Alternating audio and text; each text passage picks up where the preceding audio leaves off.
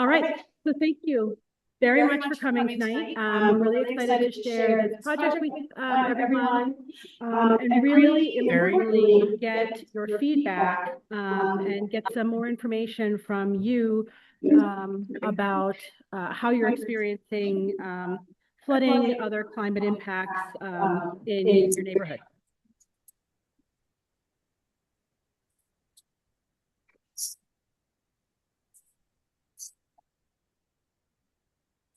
So this is our agenda. I'm still looking at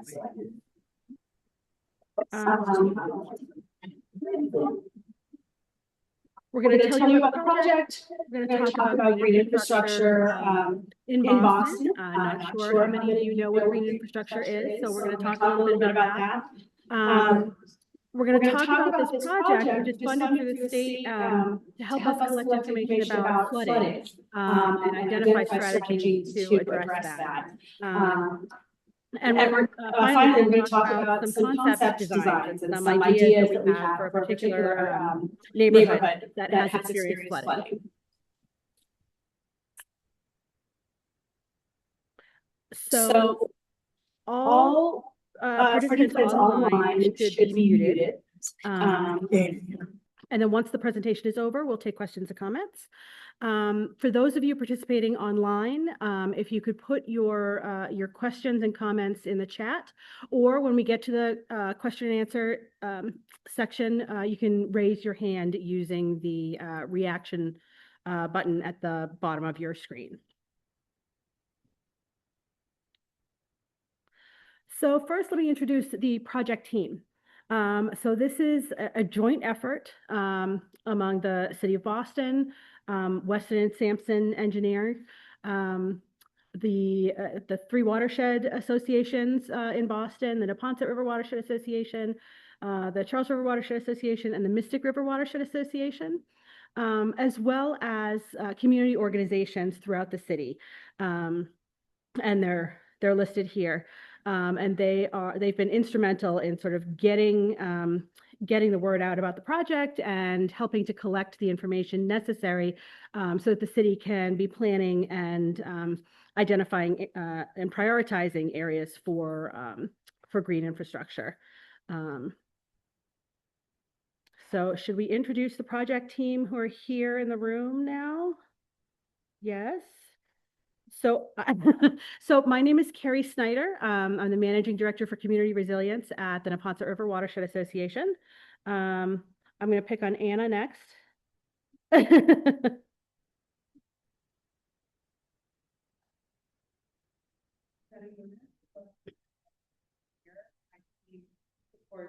infrastructure design, flood mitigation.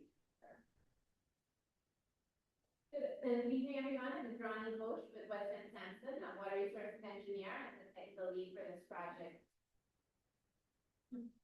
Mayor Security and Vice President of Base Building and Conference Square Neighborhood Development Corporation, community partner. I'm Max, I work for the city, director of green infrastructure. Hi everyone, my name is Joanna and I'm the Private Resilience Engagement Associate at the Charles River Watershed Association. We do some of the community engagement for this project. Hello everyone, my name is Sandra Beaker. I am the director of the County Justice at the Mountain Collaborative, or another one of the community partners involved in this project. I'm going to be being carried forward and I'm a community engagement strategist that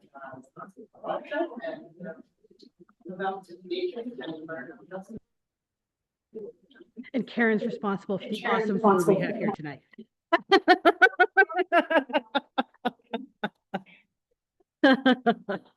Good choice. All right, and with that, I'm going to turn it over to Max Rome from the City of Boston to talk about the project. Oh, sorry.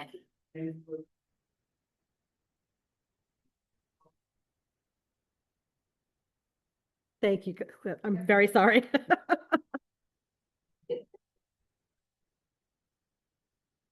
Yeah, well, it's so nice to meet everybody, and hopefully we're going to tell you some things that you're interested in hearing. So, but if you've got a question or if you're not hearing something that you're interested in, just tell me, because we've got a nice group and we can just kind of talk a little bit. So what is stormwater? Green infrastructure. My whole job is really about stormwater. And you don't really have to talk about stormwater when you're in a wetland or when you're in a forest or when you're out in a natural place. But stormwater is what happens when we've got a lot of rain and it falls on pavement, it falls on the streets, it picks up all the pollution, and it's trying to make its way into our pipes, and then it's carrying all that pollution into ponds and rivers. So believe it or not, I think when we think of like aquatic pollution, you might think of like wastewater or something really toxic, but just what's coming off of the streets is the real challenge for all the ponds and rivers that we care about, for the Neponset, the Charles. What's the problem? It's both the quality, that's what we talk about when we talk about pollution that's getting carried with stormwater. It's making it not safe to swim.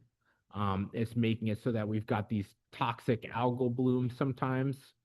And then the other one is quantity. Sometimes there's just too much water trying to get into the drain at the same time. So kind of maybe a fun fact for everybody is take a guess.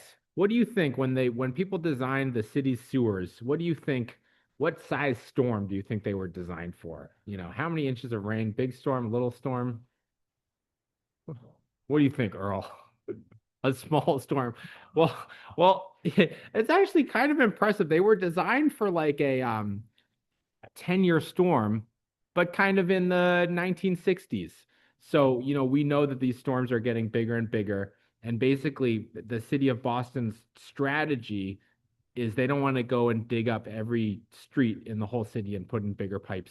So the goal is, can we find ways to kind of keep all of that water on the street, keep that water in a safe way on the landscape before it gets into the pipe. And stormwater flooding, is kind of a big deal. And, what this map shows is that it's really going to be everywhere in the whole city. It's not just going to be in one neighborhood or another, but when it's raining really hard, especially in the next kind of 20, 30 years, we're going to expect to see some flooding that can be damaging. And, what my job with the city is all about is green infrastructure, which is kind of just a fancy way to say, can we get the built environment to work a little bit more like the natural environment? So can we find ways to get the water that falls on roofs and roads to soak into the ground, to soak into soil, to nourish plants instead of going right into the pipes that go into the rivers and ponds? And, these are some examples of strategies that we use to do that. The one that you might hear about a lot is a rain garden, just a little garden that's just gonna catch rain, hold it when it's raining hard, and then let it soak into the ground over a couple days. But as you walk around the city, take a look at the streets and the sidewalks, and in a lot of places you'll see that there are little paving stones next to trees, and those are examples of tree trenches where the trees are kind of connected with the stormwater system and are getting more water into the ground.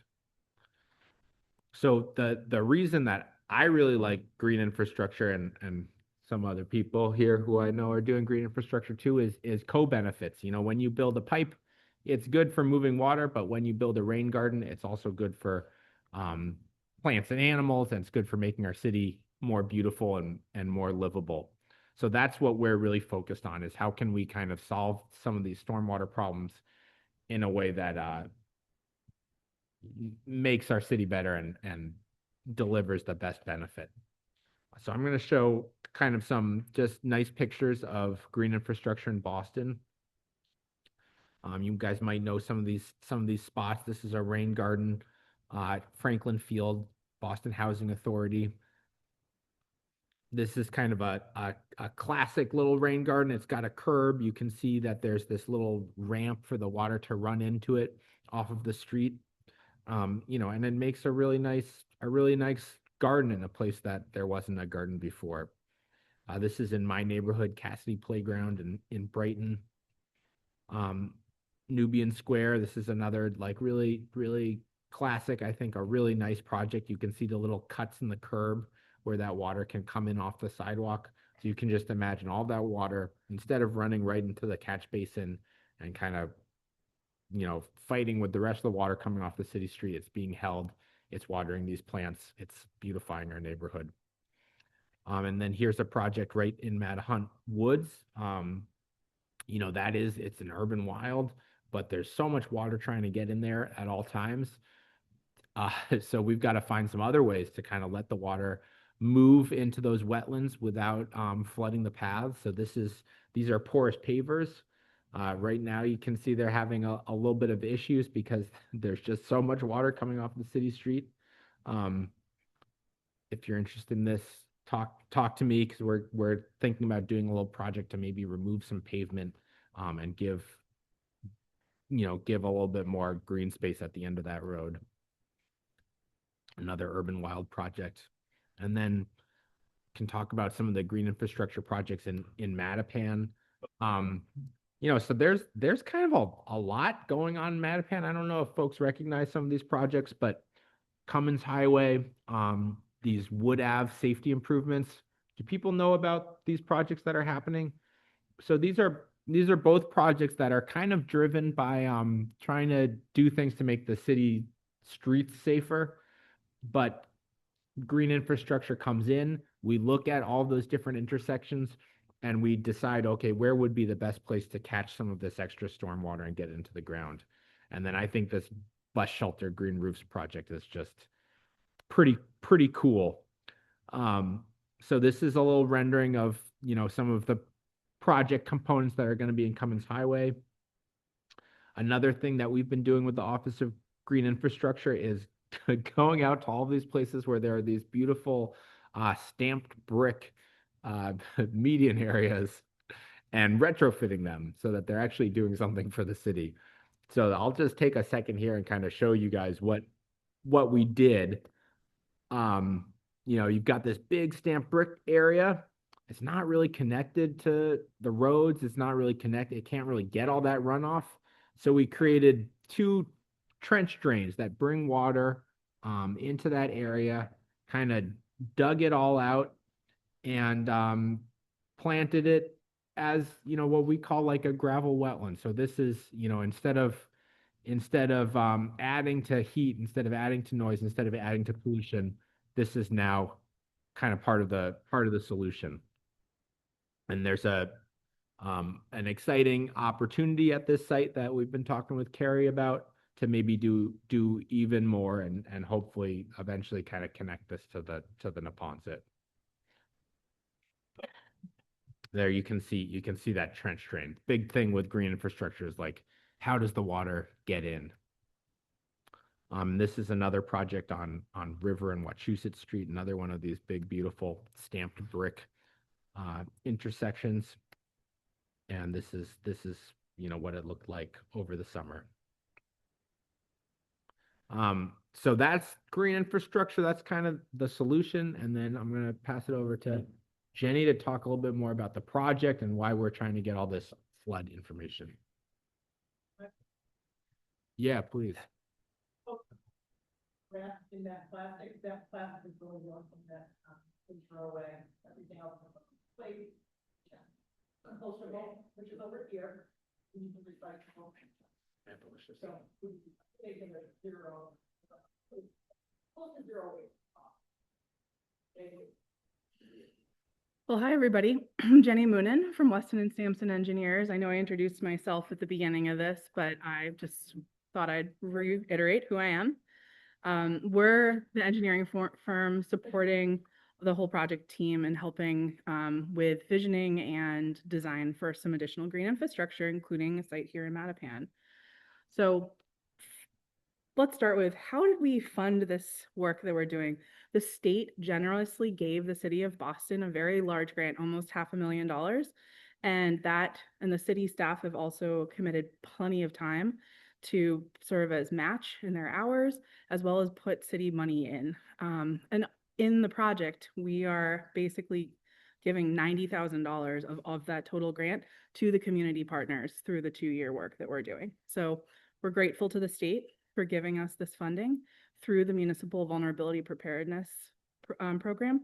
And so that's what's making this happen. Flooding can mean, so Max talked about green infrastructure and talked about the flooding in Boston, and it's going to happen everywhere, and how green infrastructure is an important strategy to mitigate flooding. Flooding can be different things to different people, right? If you drive, a closed road could mean you can't drive through it. But if you have accessibility needs or limitations on, for me, walking can be challenging. A puddle like that in the middle picture might actually be flooding that's impacting my commute or my day because I have to go all the way around it. I can't get through it. And we all know that there's flooding from the ocean along the coast, and it's challenging to stop that for sure. But our work is focused on the flooding that's inland, so not from the ocean. We're really thinking about the flooding that comes from rain or from snow when it melts.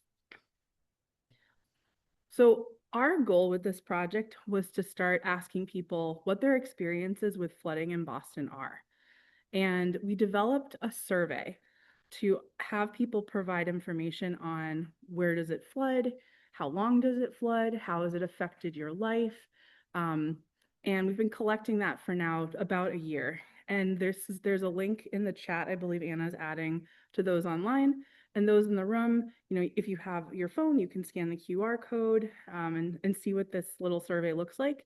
But basically, it lets you put a location where you are, and then you can report what's happening, or maybe you can report a time that you remember something happening. And we've made it in 7 languages as well, so that folks can take it not just in English. To date, we've had 180 survey responses. That's from basically the last year. And we hear from people that there are impacts like longer drives or walk times. People can't get to locations, and even some cases with property damage. So we're seeing how flooding is affecting individuals in the community, not just from the maps that the city already has and the mapping that the city already has. It's really making it like more personal and bringing it home. I will note that this flood survey is not the 311 app. So if you have a problem and you need to report a problem to the city, this is not where you report the problem. You still go to 311. This is a data collection process for long-term understanding. Here are some pictures from the survey that we've received to date. You can see some examples of what kind of, we get a picture. You can see where it floods. So the picture on the left is right next to this Boston Nature Center from April 2024. And the picture on the right is actually a flooded access road right to the entrance from April 2024. So quite a bit of flooding just right here. So before we move on, I'd love to hear from folks in the room and even folks online, Anna, that what have you experienced for flooding in Boston that's affected your life, your community, your commute? I'd love to hear if anyone wants to share. I see somebody raise their hand online. I'll start with, I guess we'll start with a person in the room. Go ahead. And when there's a combination of, sorry.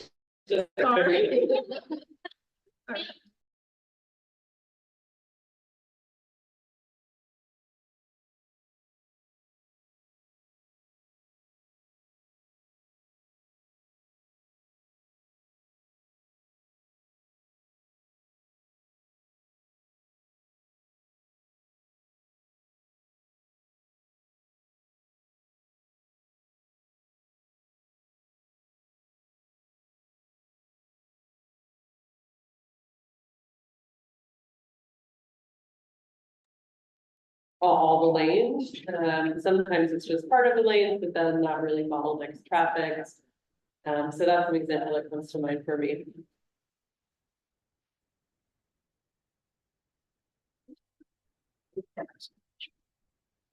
I saw another thing. My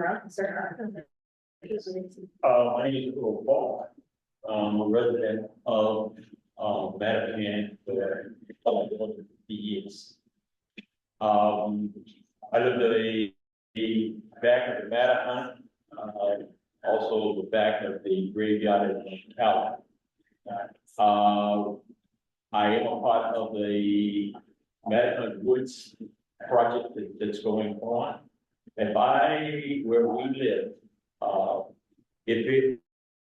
if we get more than 3 days of rain, we have flooding. Question also to the city itself is that, the back of Kennebec Street, we have no drains. We live on a private way. They are trying to address it, but we have no storm drains to catch the water. When they built the Mattapan, it was built on a pond. And this is years and years ago, so it's been there for a number of years. As the city itself has expanded from downtown to out here, I feel like we're the end of the city. I get up in the morning, I say hello to all my graveyard people. They're the best neighbors you want to have. But what happens is, it's the end of the city, and it would seem like the way that they built the city towards the end of it, it's like, the graveyards have the majority of the, vacant land. So what is happening on Alabama Street, I'm at 67 Alabama Street, going around the back, going right around the back. If it rains more than 5 days, we've got probably 8 to 10 residents that live all back there. You have to have a sump pump. If the sump pump doesn't kick in, you can have a major flood. I'm hoping that it can be addressed. We have, I don't know whether it's I thought that was a pumping station out here on Mort. And I'd like to see if we could clarify, is that to help us, or is that, or do you guys know what? And I got a particular question for you. When people are welding their sump pumps, are they putting them into the sewer, or are they putting them kind of out of the basement window? This is in the basement, this is in the basements. But where are they directing the water? They're directing them outside, well, they're directing them outside to the street. Okay. So what happens is, we fear, after 5 days, let's hope that, pump doesn't stop. Just at my house, I have one sewer that's right there, because I'm on Alabama, and then Carrier, Kennebec is right beside it. But what is taking place, you have a lot of private ways. Say, tree went wrong, they will pick up the garbage. They will plow, but when you call them the potholes. The street used to only have maybe 5 or 6 houses. They've got a lot of building, and now what happens is between the Uber drivers, Amazon, Uber, the street that used to be just, you would just sweep it back in a hole, have turned into massive craters. So we'd like you guys to see if you could help us, if possible. Thank you for sharing. Thank you. Appreciate the input. Why don't I take a question, statement from somebody online, and I'll let you. All right, let's see.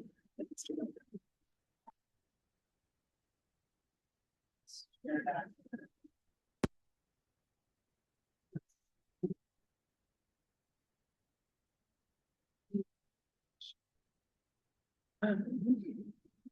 Maria's, do you want to try coming on? I can't hear you. Do you want me to speak? Can you hear me?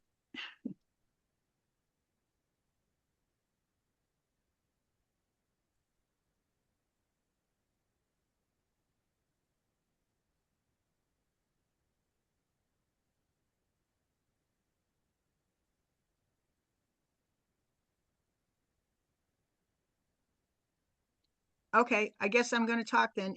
I can't hear you. I'm Maria Lyons. I live in the Port Norfolk section of Dorchester, which is basically part of Neponset at the edge of the Neponset River. And in that area, Port Norfolk and all the lower portions of the Neponset area, we have a triple threat from the rain in storms. Not only do we have the water coming in from the ocean when there's a storm surge or an extremely high tide, we also have the stormwater coming down the river from all the way from Foxborough that builds up coming down the river. And then we have the water runoff from Pope's Hill and Ashmont Hill down into the lower regions of the Neponset. So, which is one of the reasons why, Morrissey Boulevard in that section always floods. And Morrissey Boulevard is state, it's not city, but it's also Freeport Street and the neighborhood streets around Morrissey Boulevard that are all getting flooded. In fact, major storms, the Port Norfolk neighborhood, it's so flooded in those areas that we can't even get in and out of our neighborhood. We have to either stay out or stay in, but you can't, there's only two entrances. So if Neponset Circle is flooded and Conley Street, which runs along Trini Ann Beach, is flooded, there's no way in or out into our neighborhood. And that's happened a few times now. But you get a lot of flooding in the low, like I said, the lower levels of all Neponset. So I know, like I said, Marcy Boulevard is DCR, and they do finally have some ideas about putting in rain gardens along Marcy Boulevard. But maybe the city can help too. There's lots of city parks and schools in the area, or just like you're doing with intersections, you can figure out some areas where you can trap the water coming down Ashmont Hill and Pope's Hill before it gets to the lower areas. Thank you. I think we have time for one more. We got maybe one more person in line. I think there was a second person. Jessica, do you want to unmute?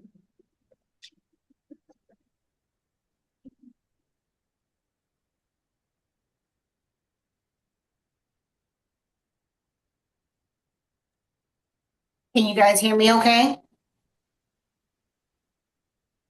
Hello? Can you guys hear me? Yeah.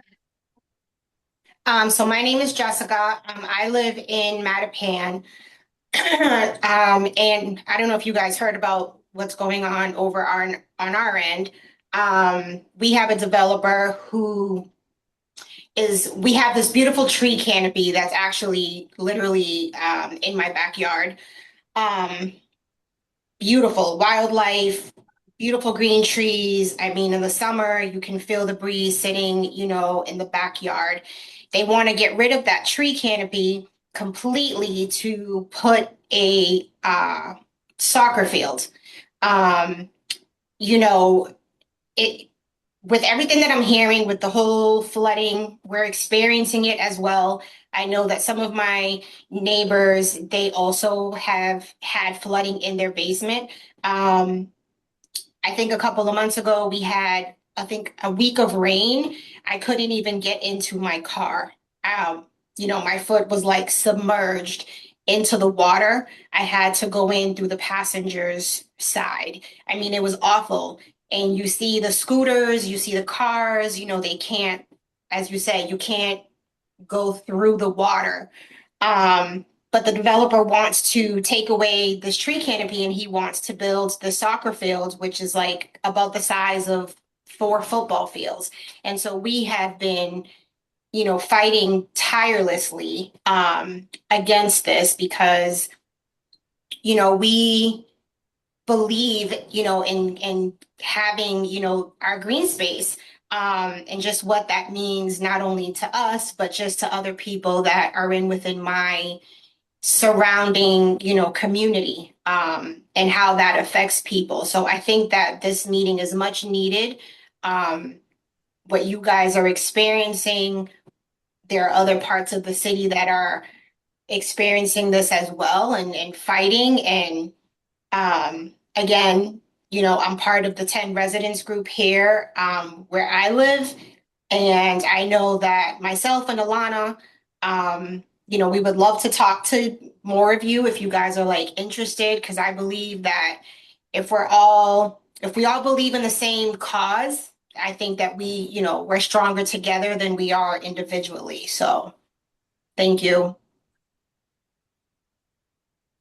Thank you. That's a powerful statement. Where does she live and what homestead green? So right over here in all of it, you know, they took the more and more development out. They took away the state.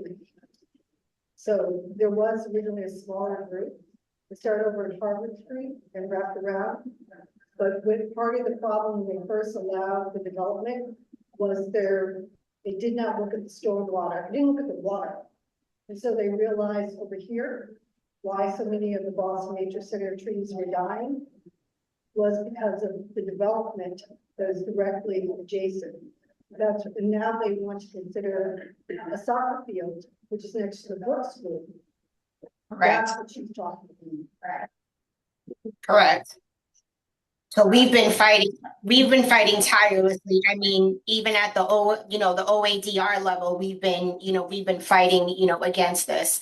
But again, it's not only happening in my development, it's happening in other places. So it's like we have something in common. And like I said, we're stronger together than we are individually, trying to fight against this and make things, better.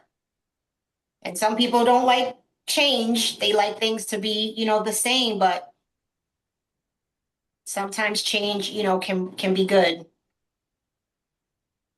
So I can only imagine if there's flooding and they want to take away the trees and just the impacts of that and what that means for, people in the community who may not have, green space to look at, and just good quality air. It's a lot. So. Thank you for sharing. If it's all right with everyone, I'm gonna.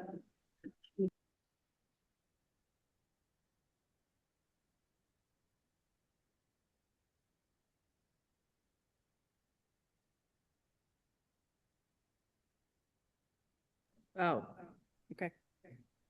All right. So.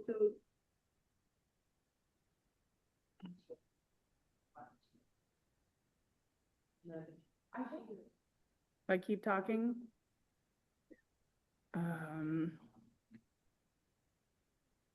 What about now? Thank you guys for bearing with us in the technical. Wait, it's muted there. Yeah. All right. Can folks online still hear me? Yep, I can hear you. Thank you. Okay. So we really appreciate you guys sharing your personal stories because that's a big part of what this project is about, is understanding really how is flooding impacting you as individuals and in your community, your neighborhood. So that survey that went out, we've gathered data from it to understand those stories. We also mined data from the city and stakeholders, 311 calls, police and fire, and the existing flood models that are available.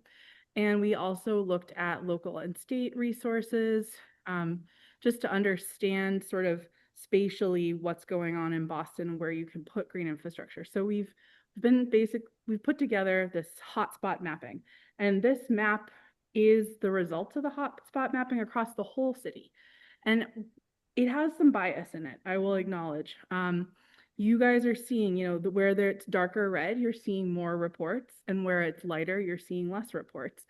And there may be folks in certain neighborhoods that don't necessarily experience more flooding than other neighborhoods, but just have more access and time to respond to and report flooding conditions. So this you have to look at this with a lens of who has access and time to take, to do the reporting. So it's not completely reflecting exactly where it's flooding everywhere. It's just showing the density of reporting is the best way to think of this. When you zoom into Mattapan, and when you zoom into each neighborhood, you see a different story. And this is the hotspot map for Mattapan. And you can see those dark purple areas are where we had the most flooding data out of all of the information we gathered. there's a lot of ways you can slice this. This is all combined together. This is data from the survey, from 311 reports for about 10 years, and from Boston Water and Sewer, et cetera. So it's pulling it together. But it guided us to look in some neighborhoods because we thought those would be a good place to start for where could we do some green infrastructure. So we have all this information up on an experience page, and it's a way to access this project online and get connected. I'm just going to briefly show folks it. I know Anna in the chat is going to share it. So if I switch to, here it is. Okay. So it's a live page you can go into. You can look at what the project's about, what the purpose is. You can understand the goals, you know, see some great photos, what is flooding, learn about green infrastructure. There's, you know, if you're interested in this kind of thing and feel like looking at it at night or on a weekend, you can understand all of the database, how we put it together. And then there's a link to take our survey here in different languages. There's also a map, interactive map. You can actually see all the different reports, and you can actually click and zoom in and see, you know, what somebody said a flood spot was, and explain what the problem was, when it was reported, how deep the water was, how it impacted them, when it kind of happens. Like this one wasn't during big storms. Does the water flow or does it sort of pool? So you can look at that. You can understand how it mixes in with different populations like environmental justice folks, or how it integrates with heat maps, the heat mapping. So you can look at all the results and see. You have to bear with me, I'm not using a mouse. So you can play with and explore the heat maps in different ways. So if you're a data person or you like to play online, this is a really fun tool to see how the project's going. And then the green infrastructure sites are, you know, shared as well. So more information on the project results. Yeah, question. Is that map being updated with current incoming survey results, or is it from a period of response that already come in? It's live updated constantly. Yep. And you will not see who submitted it. That is anonymous. Your name is not posted online, just so everyone knows.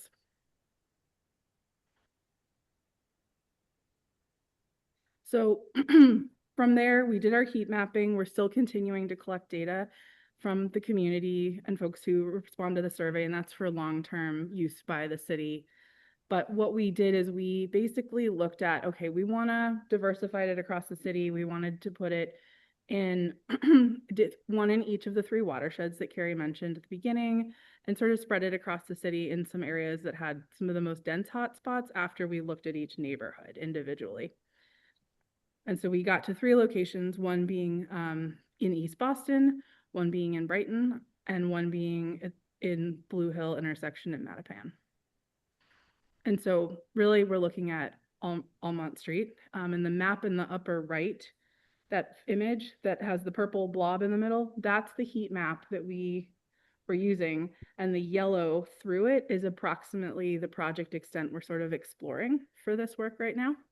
And the bigger figure you see here that has sort of like a blue covering the roadways is the approximate area of work that we're looking into for ideas to add green infrastructure. And so here's an example of what might be in on Almont Street.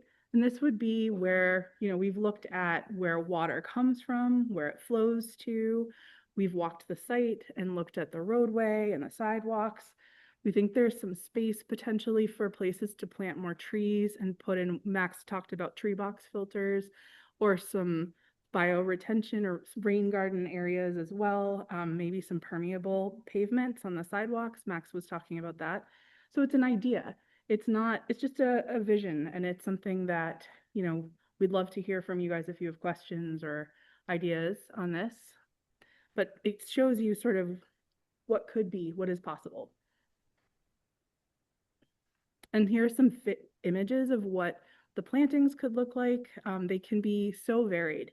They can be short, it depends on the maintenance in the neighborhood, and they can bloom, they can be grasses, they can just be grass.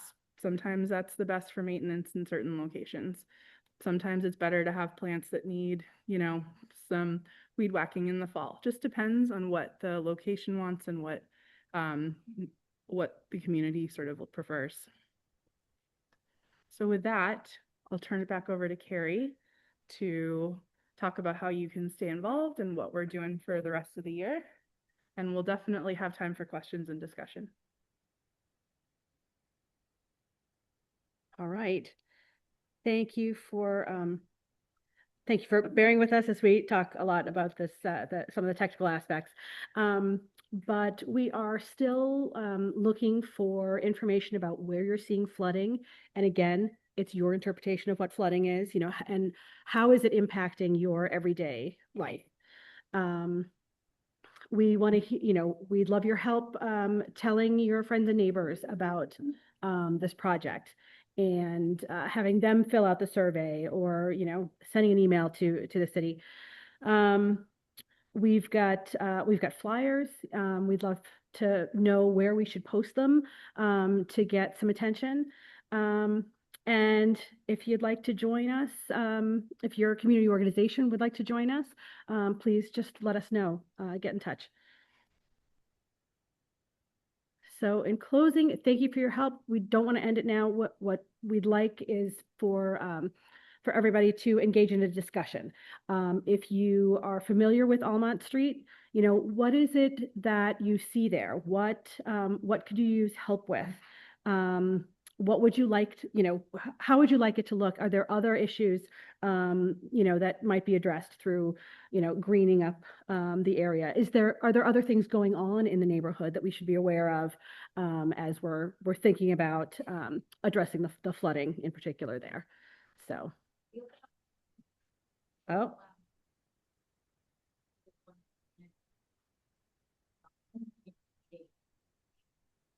Awesome. So yes, grab your cameras and go to these QR codes. All right. Fatima. The Almont Street is a long street, so we're coming from Google Maps, and it winds down through. So I go to Colorado. I just.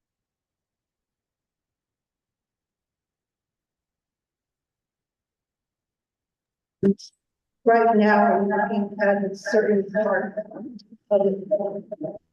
My understanding is it's from that first side street just after the park. There's like a left you can take after the soccer. Savannah? It might be entirely streets. If you're going from Louisville Ave down, it's just that.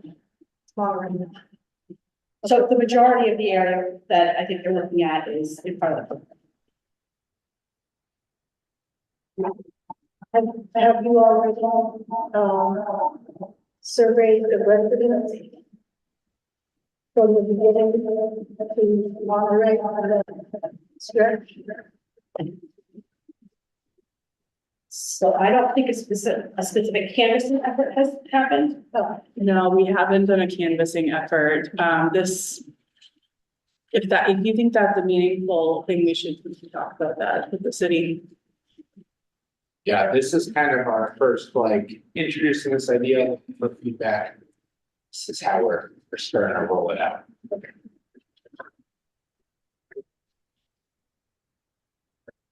It's usually that the people who would be able to inform the most are the people who live right there. They are the direct abutters to the flooding. So.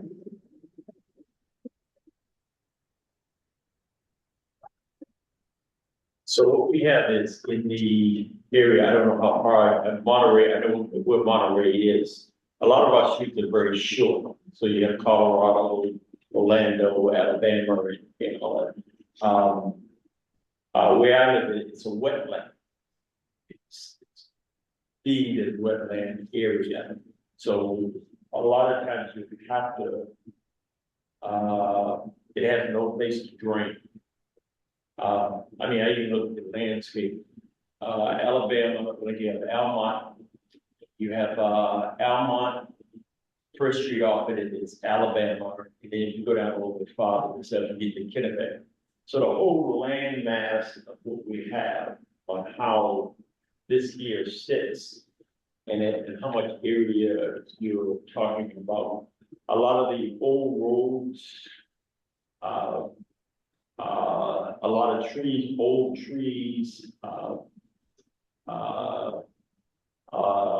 and then you have the grave sites, you know, all of the grave sites and all of that. I would be looking as it gets warm to give you a walking tour. Because I live the area, and walking all the time. Sometimes my fear factor is when you see people dig and you see people, they don't think about what effect it's gonna take.